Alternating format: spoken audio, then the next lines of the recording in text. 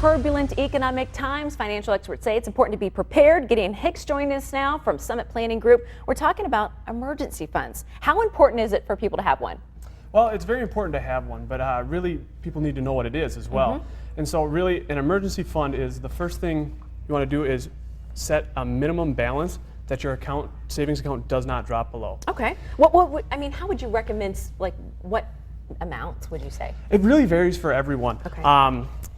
We say it should be 3 to 6 months worth of your fixed expenses. And so depending on how much you make and how much you spend is really what your emergency fund should be. And that's in case you lose a job, right? Well, it can be kind of anything. It can be in case you lose a job. It can be if water heater goes out, the washer, the dryer. Yep. Any of those things that really interrupt your financial plan, so to speak, because we don't plan on these things happening. Absolutely. So being able to pay for those experiences that happen and continue to spend money the way we want to, right, while not going into debt doing so. Okay, that's super important.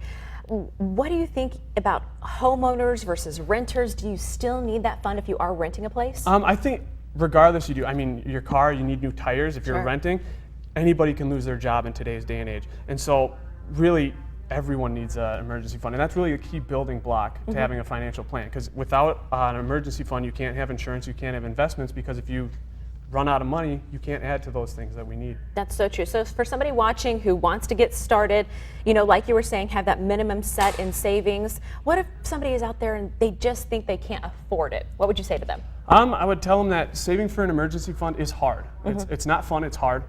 But not having one is harder. There's a cost to everything in life, and the cost of saving for the emergency fund is taking those dollars out of your paycheck and putting it in. But the cost to not having an emergency fund can be the 15% interest because you have to put it on a credit card.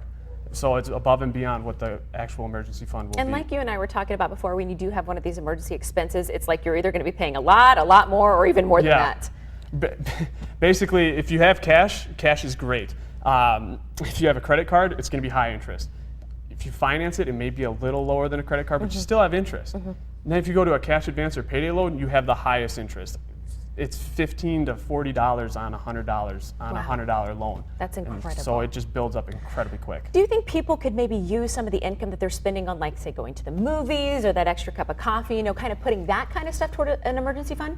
Yeah, and really any amount counts. Even if it's $25 to $50 a week, getting started is really the big thing. As with anything, don't want to clean around the house, it's really just starting to clean around the house is what gets you going. It's getting that habit, right? Exactly, starting the habit and doing it. And what you'll have to do is you'll have to go through your budget, see what you're spending money on, because you want to find out what your fixed expenses are. If I lose a job, if something goes out and I have to pay $1,000 for a new water heater, where's the money coming from? Can I cut out going to McDonald's? Can I cut out going to Starbucks? So you want to know what your fixed expenses are so that you can continue to pay those without going into debt. And that's really where the budget's going to come, so you can have those 6 months worth of expenses. Sounds absolutely wonderful. Important to get that planning started. Thanks so much for being with us. For more information on how to establish an emergency fund, just head to our website, NBC26.com. Click on the story, and you can also download the NBC26 app for your iPhone and